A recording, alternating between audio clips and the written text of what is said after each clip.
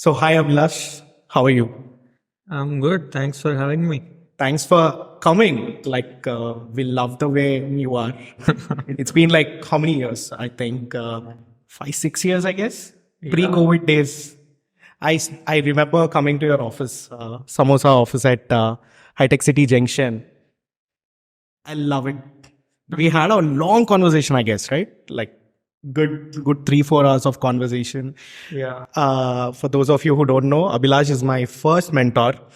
Abhilash and I built some amazing things. Abhilash connected me to a lot of people, helped me a lot in career, and yeah, so that's something, Abhilash. I still remember the day when I came to your office on a Sunday. You pulled out a whiteboard. You drew a table which says, "What is your income now? How to make a crore in a 3 to 4 months time, or whatever is it, 1 year time, whatever." Do you remember that? Uh, I I may have done it, but I don't remember it. fully. So it's been like good 5 years, I think. I was nothing back then. Did you ever challenge yourself for that kind of money in a year's time or something like that? Did you ever do it before? Look, I think I challenged myself for money before I went to study at IIIT. Okay. So, like at one point in time, to pay for my fee, my mother had to sell her gold. Oh my God. So at that point, I decided I should make enough money in life so that I should not be thinking twice when I am swiping my card. And one of the ways to, one of the motivations for me to study was basically that I have to make enough money so that I don't have to like swipe my card. And that was the early driver. But I didn't have like goals driven by money after I went to college. Okay. And from there, like Facebook happened, a lot of things happened. I sort of like figured out like to make money, you have to like create something of value.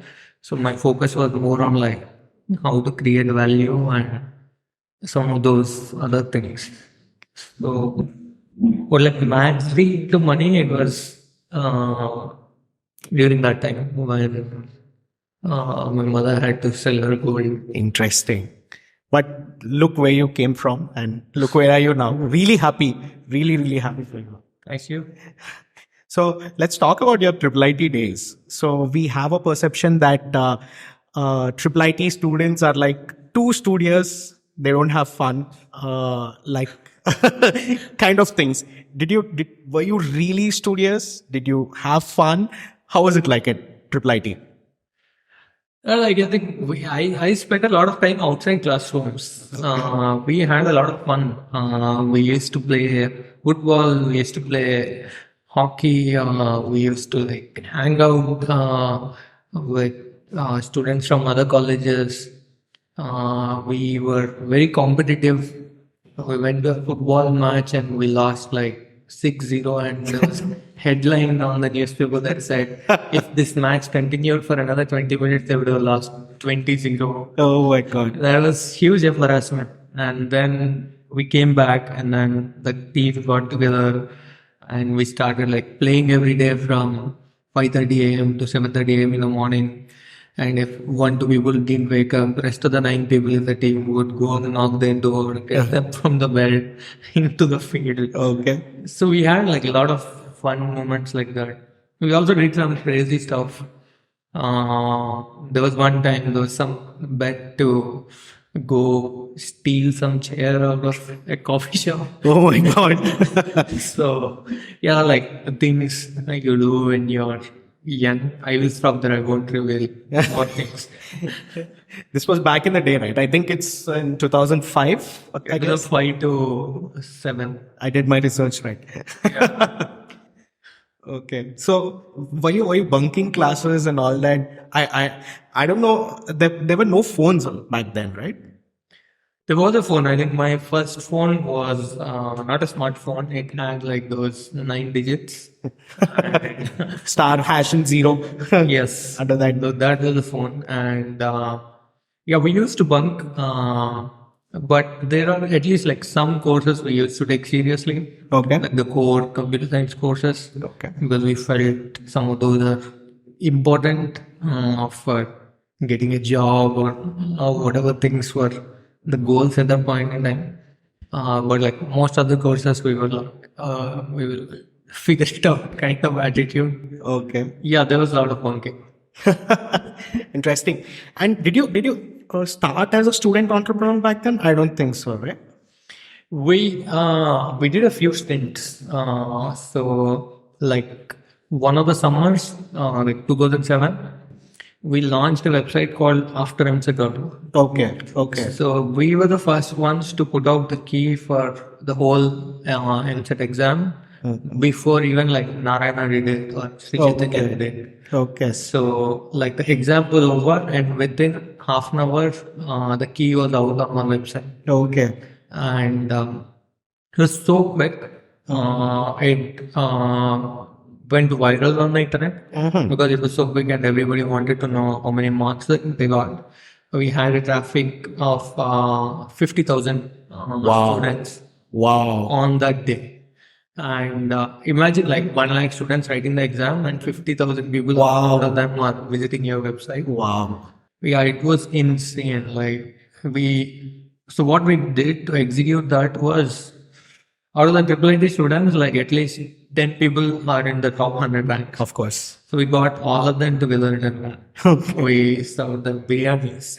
And told them, each of you have to solve 15 questions out of the 150. Okay. And the moment the question paper was given at the exam centers, we somehow got access at that time itself instead of after the exam.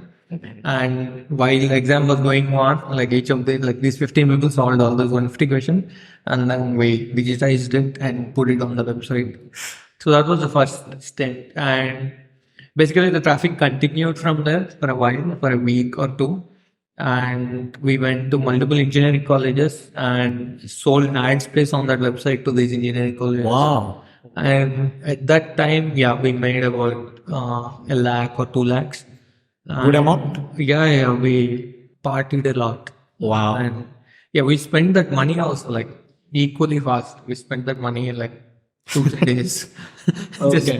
partying. Okay. Yeah, but the whole experience was like we learned a lot, like all of us who were involved in this. Like I would consider this my like first entrepreneurial journey, and I got a feel for internet. Oh, But okay. you do something and put it out there, and suddenly 50,000 people come and That's like, huge. yeah, like our servers are going haywire, and that was the first time I got a real feel for an internet business. Interesting. Interesting. This reminds me of Mark Zuckerberg's movie, Facebook. So I remember he started as a student entrepreneur as well in his university, and this guy launched Facebook in his university, right, to Yeah. match girls in the college. So this reminds me of that story. And yeah, now that we are talking about Mark Zuckerberg, let's talk about Facebook. You then went and joined Facebook, right? How was your journey there? How did that happen? Look, after I graduated, we did a e-learning business for a year. Me and one of my classmates. So it was like a finishing school, and people would get upskilled on our website, and then once they got upskilled, we would connect them to some jobs, etc. But the problem over there was a lot of people did not have good internet connections, did not have like a lot of like time spent on their internet devices.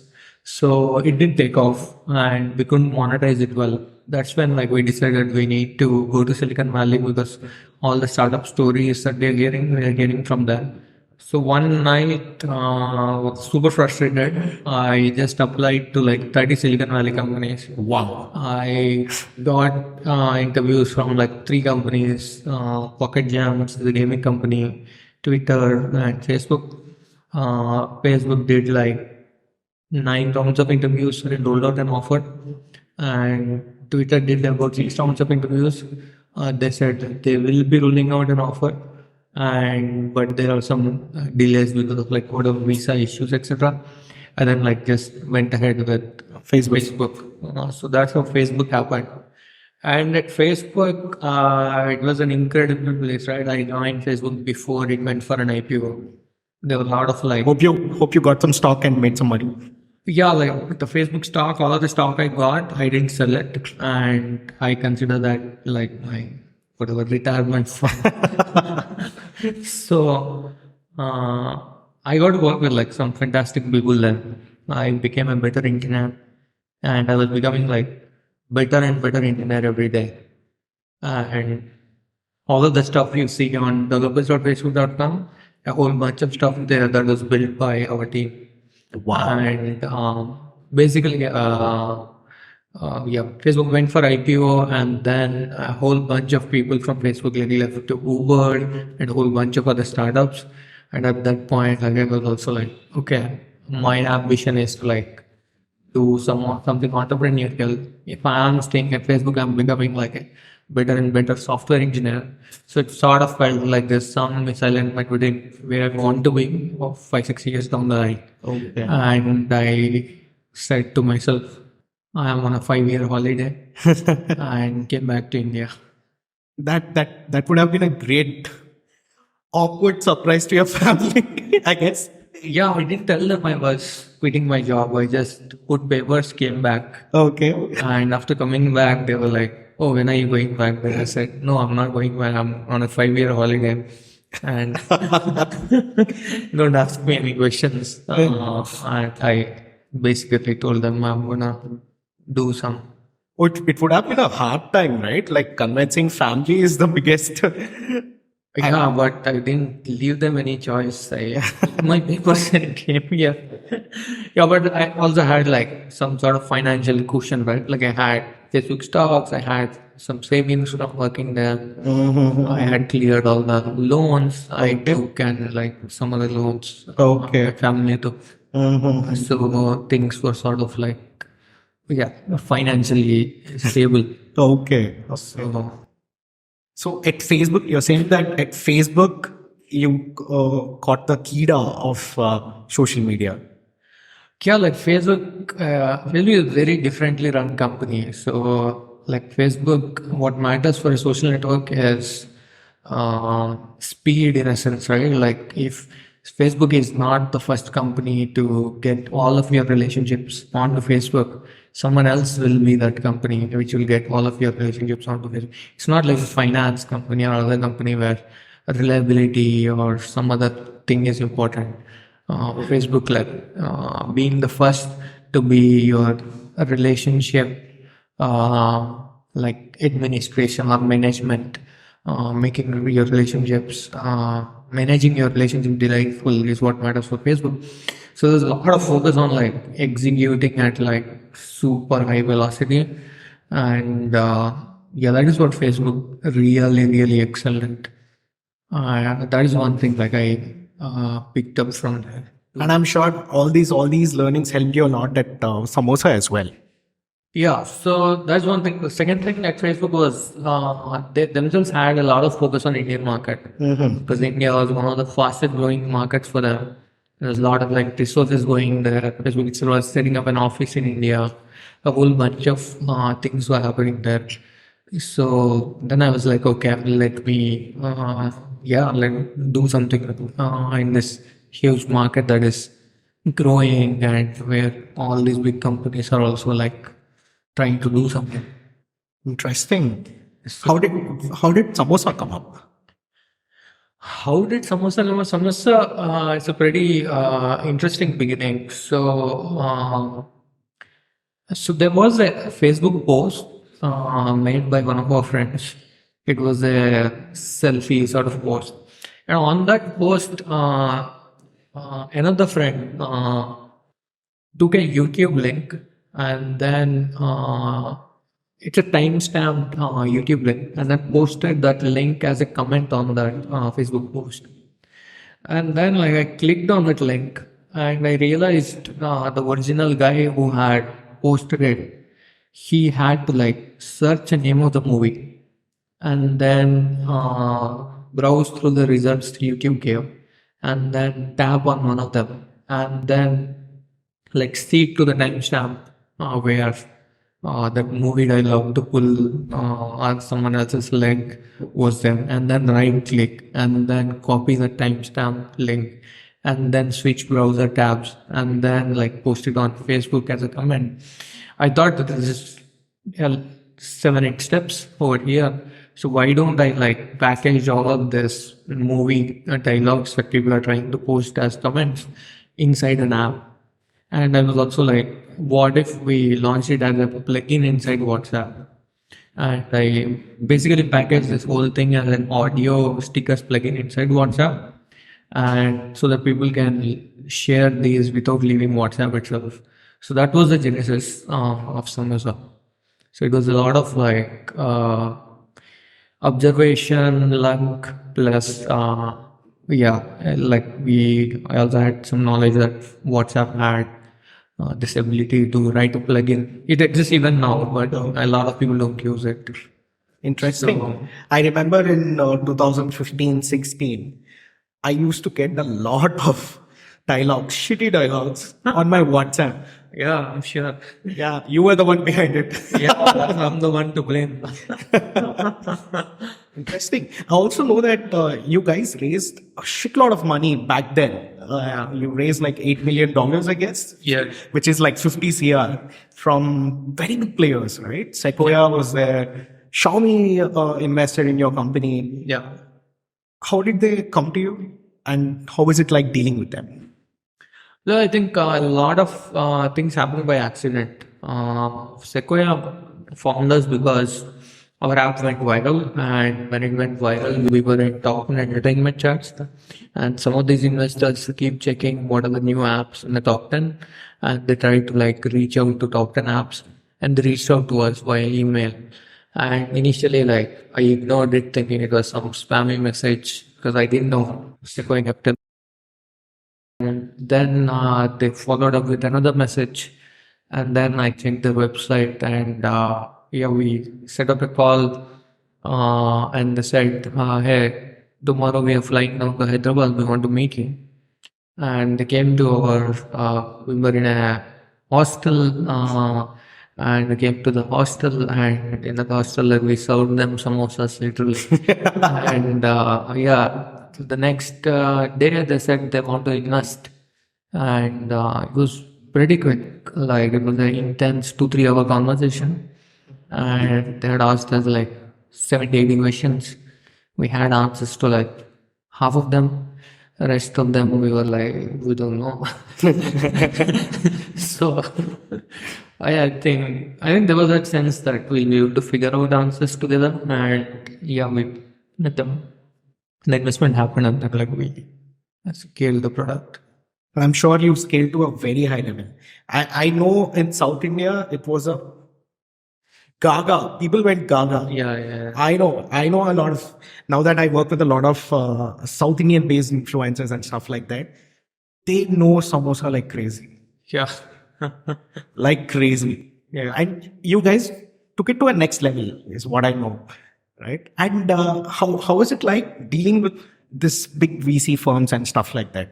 Do they pinpoint everything? Do they come into everything, micromanage stuff? And how is it like? Like, I think it's mostly like need based, sort of thing, right? Like where if you need something, if you need some partnership help, or if you need some, there was once in this one Z saying we violated some copyrights, and they sent us a notice for like some 50 CR or 100 CR, like they would put that out of the business. So, like in those sorts of situations, like we would consult with our VCs and like tell them, okay, this is what is happening. They would advise us on like how to go about it. That was one thing, and then how to raise the next round. And then when we were selling the company, who should be who could be a potential acquirer. They made a lot of introductions. So that was super useful. I think like Shailesh was on our board, Shailesh Lakhani. Yeah, he was. Yeah, from the start, he was saying like for these sorts of apps, uh, retention is the most important metric. Correct. And if you're able to like retain users for the long term, you'll build a very sustainable mode. And yeah, like those are some of the things that are foundational, right? Like they stay with you, whichever consumer facing business you're building. So those are some of the things that are like super useful. Yeah. Very interesting. As far as I know, you guys went to a MAU of 50,000 is what I know. Was it really high? Yeah, it was much more than that. Like we had almost like a 5 million MAU. What? Yeah, we had. Amazing. That's too much. We had really good, almost a million MAU. Oh, wow. Yeah, we had really solid numbers. That's It was awesome. like way before like even TikTok was I know. in the market. Yeah. Yeah, then came Share Chat and all that followed later, right? Yeah, like then there was Clip, there was Roboso, there was yeah, a whole bunch of short video apps that are Interesting. Interesting. So did in this journey of samosa, did anything go wrong? oh, of course, like everything can go wrong, right? Like you, your hair turns white. A lot of things can go wrong, and they have gone wrong. Like in terms of like hiring, in terms of like letting people go, in terms of like I wanted to talk about police case. yeah, like there's one time when uh, a video was uploaded, and that video was a rape video, and basically that video was circulating on WhatsApp, and somebody uploaded that video onto Samosa. And whenever a video is uploaded on Samosa, we would put our logo on the video, and then we would show it on the feed, and then other users would share it again on WhatsApp, across social media, etc. So this video again started circulating on WhatsApp with our logo, and then some NGOs took notice of it. They went to Cyberabad police station.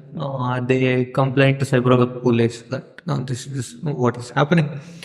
The very next morning, several police were in front of our office, and we were unsure what was going on. They said, "Hey, it looks like you guys are not like some cheats or frauds because of, and you guys seem from good colleges. Because of that reason, I'll give you one concession. I'll let you guys come to the station in your bike. There'll be a vehicle in front of your bike. There'll be a vehicle behind your bike." And you guys were thanks a lot. Yeah, literally, we were shaking. Okay. And we were taken to the police station. We were there from morning to almost noon, evening time. And yeah, like over there, like there were handcuffed people Oh my God. going in front of us. And I also learned one more thing over there, like the constables, etc. And the handcuffed people, they don't even take out the handcuffs when they're taking them to toilets.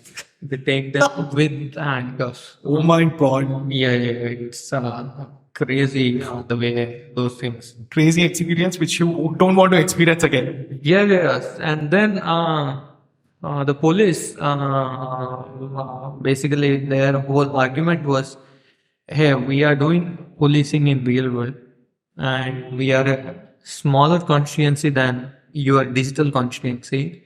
Your app has more number of people than Cyberabad has the number of people within our region, police region coverage. Why are you not doing policing in your app? This was their whole point. Oh. And it's your job to do policing in your space, and why you're not doing? So we told them, yes, it's our mistake that we can police in time, and we told that this video was indeed circulated from WhatsApp, and then like we cooperated with them into investigating who uploaded that video and why it surfaced, and we took some measures to make sure those sort of videos do not come again. And yeah, it was Mad experience, I guess. yeah, it was mad. Yeah, it was crazy. Very Yeah, like amazing. it's yeah, people talk about like being responsible, like all that, right? Like I think when things are powerful, like technology is powerful, and when you build things using technology that are useful, they also become very powerful, and you have to be also responsible with that power. Very interesting. Very interesting. Like lot to learn. Lot to learn. Yeah, Internet is a wild space. yeah, it's wild. It's extremely wild. I've seen the dark corners of humanity while running the video app. So in the same room, we discuss a lot about social media. Me and my team, we discuss a lot about social media. We keep getting to see a lot of content, which is like we don't even know how this kind of content is coming. There are a lot of shitty apps these days. We have been talking offline also. Like I can't imagine what's happening on the internet, and there's a different side of internet which a lot of people might not know also. I think these guys should be aware what, like I'm sure this video will wake up a lot of people. Yeah, I hope so. I think like we sort of like when we start an app, we are unsure, right? Whether it will become something big, whether it will have a lot of like influence on the society. But once it becomes big, even we don't realize how it is influencing positively, negatively, and yeah, it is. It's crazy how these systems evolve. Yeah. And then you got your company acquired also, right? What was the acquisition process like? What is the period like? Like how was the period? How were you in the period? Like I want to understand more about the acquisition process. So the good part about us during the acquisition was we had a lot of money in the bank. Okay. So that was the good part. The bad part or the not so good part is we were an Indian company, and in India we were an entertainment company. In entertainment we were a short video company. India entertainment short video, and in short video we were a Telugu and Tamil company. Yeah. So there are like 4 levels of filters, Right. and now to find an acquirer who is interested in India, who is interested in entertainment, who is interested in short video, and who is interested in These languages. Tamil and Telugu markets, Right. and who likes us. Yeah. So like Who is okay at evaluation? yes, Lot of yes, things. a whole bunch of things, and at the end of the day, we saw that there is a fit for like doing acquisition with like 5 companies. Okay. We had offers from Zomato. We had an offer from Truecaller. We had an offer from MPL. We had multiple offers, and finally went ahead with MPL. Yeah. And yeah, that's the story. Interesting. How, like, what was the size of the acquisition like? I don't like to talk about that. I know that's the reason I'm pitching him. Yeah, but it was a reasonable thing to do at that point in time. So I think the more interesting part is like how long it took. We thought it will be done in like 2-3 months. It was almost a year. Oh my god. Yeah. So I think like if anybody is like thinking about like doing a sale of the company, etc., like I think 6 months to 1 year is typical time frame at least. Interesting. So Interesting. those are, and during acquisition also like everybody's interests come out very clearly, Okay. and people are like Yeah, we're doing this. Yeah, that was a one time when like everybody's interest come out. Interesting. Interesting. So, do you think I have a personal question here? Do you think short video platforms can actually make money in the long term scenario? I think like short video apps in China and in other places they have predominantly monetized for advertising. Okay. So short video apps will work wherever advertising ecosystems are mature, wherever there's a lot of like competition among advertisers to reach out to users. It will work. Or it will also work if the company has enough sales muscle to directly onboard advertisers instead of like going through Google or somebody in between who is orchestrating the advertisement, bidding, and delivery of advertisements. So it hasn't like matured yet to the extent it has matured in other markets. So think of it this way, right? If the ad market is very mature, you'll be able to monetize an app at 5,000 DAU also. You'll be able to monetize at 50,000 DAU. You'll be able to monetize at 1 million DAU. Now, if the ad market is not mature, you'll only be able to monetize at 1 million DAU. You will not at 5,000 DAU or 500 DAU. So depending on the maturity of the ad market, I feel these sorts of apps like survive and thrive. So there are a lot of companies, a lot of apps which came after Samosa got acquired. Do you think at this time, like all the after the COVID wave, TikTok got banned, all these things, right?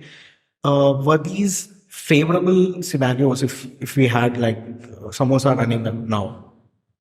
Yeah, definitely, right? Like, there's some indicators, right? Like there's Astro Talk doing really well, and then there is there's whole bunch of apps like that are not just monetizing through ads, but they're monetizing through live streaming gifts. Correct.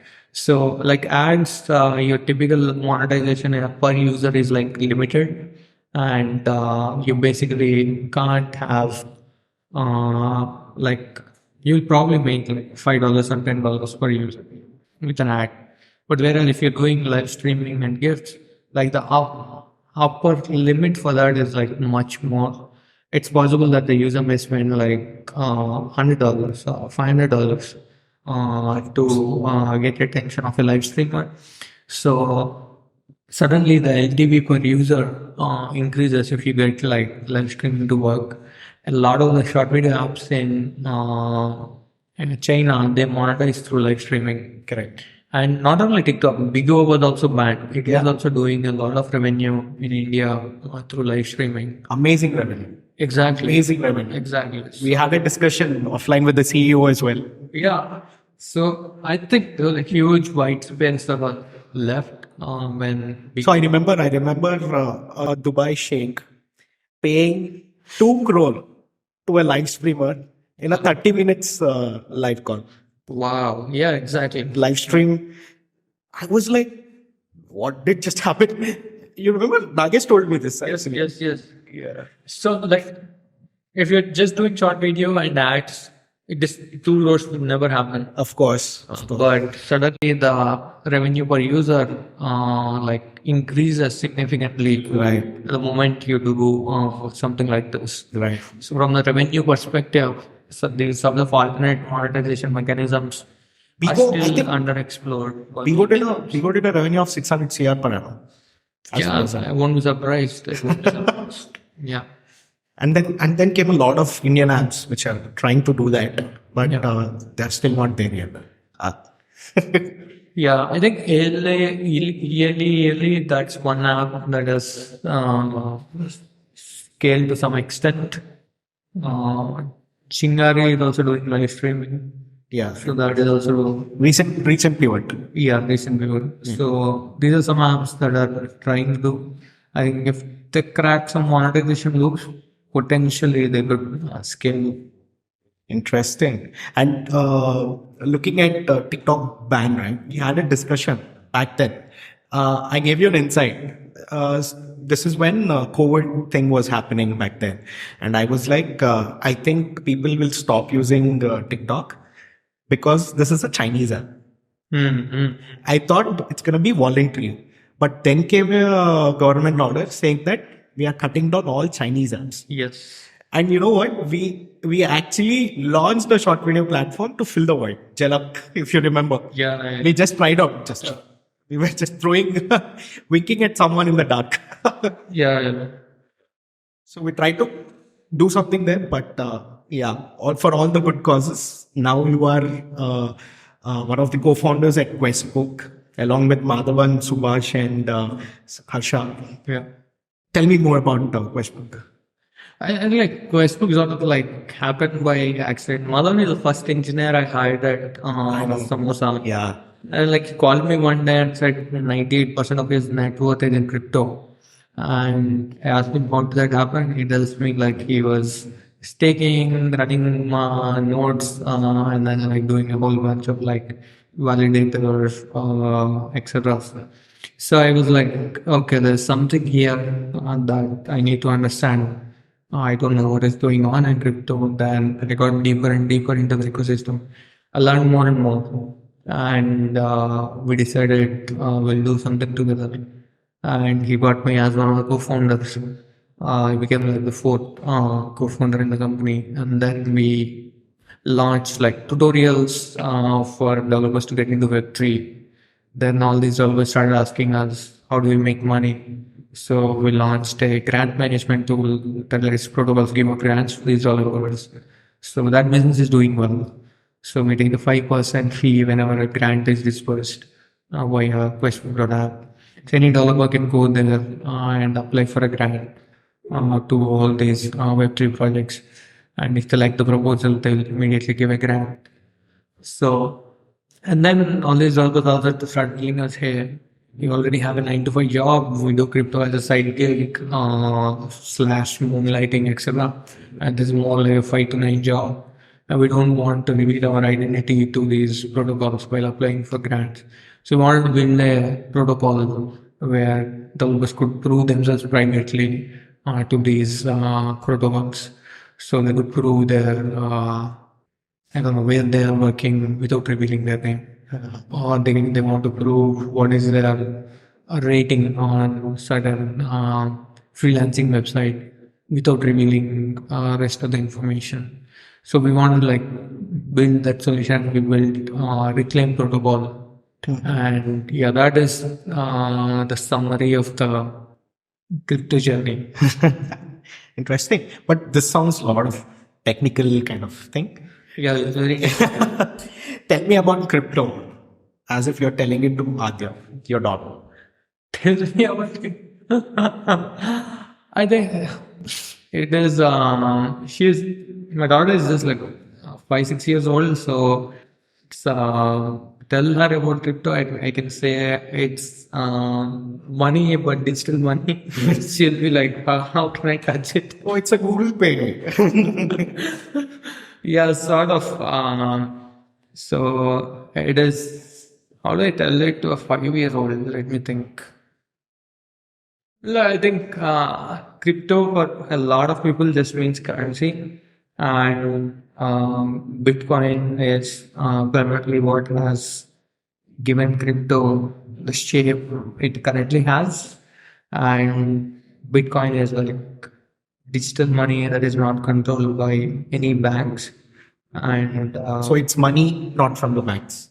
yeah, it's not from the banks, but sort of everybody. People's money. People's money, maybe. Yes, people's money, and everybody will accept it these days. If you go and like give Bitcoins, people will be like, "Oh, we want that." So, but like 5 years ago or 6 years ago, people will be like, "Still, oh no, we want." So there is a change that has happened. Yeah, I think it's still tough to explain this to a 6 year old. And back in 21, 22, it was a crypto wave, right? Amazing crypto wave. Do you think now it's little down? Are you experiencing crypto winters, or how is it like? Yeah, I think like overall markets are recovering now. Okay. Now, if you look at Facebook stock or Google stock, they're back to where they were Normal. before the dip. Yeah. They have almost recovered. Now, Bitcoin is slowly starting to like pick up in the last few weeks. So these are all the signs that like crypto markets, like they typically tend to do well when the rest of the markets are also doing well. That's been the case previously also. Now, because these tech stocks have recovered and Bitcoin is showing the signs of like some uptick. So I feel the market is like pulling itself in the direction of like a positive flux. So we'll have to see how it plays out. But things are um changing. So that's internationally. What do you think of India shifting from INR to a crypto? I mean, like we recently invested in a company called P2P Expert Finance. Okay. That Peer to lets peer. you, yeah, that lets you like buy crypto in exchange for fiat. So there'll be just a UPI ID to which you transfer money, and then like you get crypto back. So I think like in India still there's a lot of like hesitation because there's that 1% TDS and 28% tax, and then like crypto is typically looked at as something that is very scammy because there are a lot of people who got scammed, and there are a lot of people like creating scams using crypto. So there are all those things right now too. But we'll have to see. I think crypto is not just currency. Like even our MPCI, which is behind UPI, they're planning to use crypto technologies to build very advanced payment processing solutions. So if we look at the tech part of crypto, like crypto is not cryptocurrency kind of like approach. The tech itself will be useful at very different places, not just for currency. So that is also something I'm super excited about. But I have one last question, Okay. Abhilash. So, what do you think of startups and traditional businesses? So, do you think taking the investor route, trying to capture the market, trying to go big, or something like that, very hard when compared to the kind of money you'll make it on traditional business as well, be it anything, right? So, what are your comments here? So I would say lot of traders and real time traditional businesses in Koti make a lot of money than startups in general. If you if you look at the bigger picture, right? So what are your comments here? I think businesses, like most good businesses, they build on like strong foundational insights. So if there isn't a like strong foundational insight, you have to like relook at like why that company is existing, why how it is serving its customers and all that. And whether it is bootstrapped or VC funded or a traditional family businesses, like I think if we take a step back and ask what is the foundational insight behind this company, there'll be something. And those are the sort of companies that will last for decades. And I think that's the key question to ask ourselves. I think not many people are like thinking in terms of like how to get strong insights. How do I develop the skill for hunting an insight? And what if I'm doing a business in a specific vertical or a sector? What sort of insights do I need? And how do I obtain them and so on. A great thing is internet is full of insights, and if you're trying to build a company in a particular vertical, you will be able to like find most of the insights you need by just going on interact and talking to like few other founders in that space. So If you don't have an insight, even if you are making money, you would not know how to grow it further. And if you have a strong insight and you are bound to it, then you will know like how this is making money now. I'll apply this insight in, I don't know, like another location, or I apply this insight in like another market, or I will like try to supercharge the growth using another insight and like combining these two insights together. So I think that sort of like thinking is missing. And yeah, even I'm learning every day. I realize that there's so many interesting businesses out there that I learn from every day, and they're all running on strong insights that like I would not have thought about, or I would not have learned from if I just ignored them as like, that is yet another business. Cool. Thanks a lot for your time, Abhilash. Sure. It was really nice talking with you.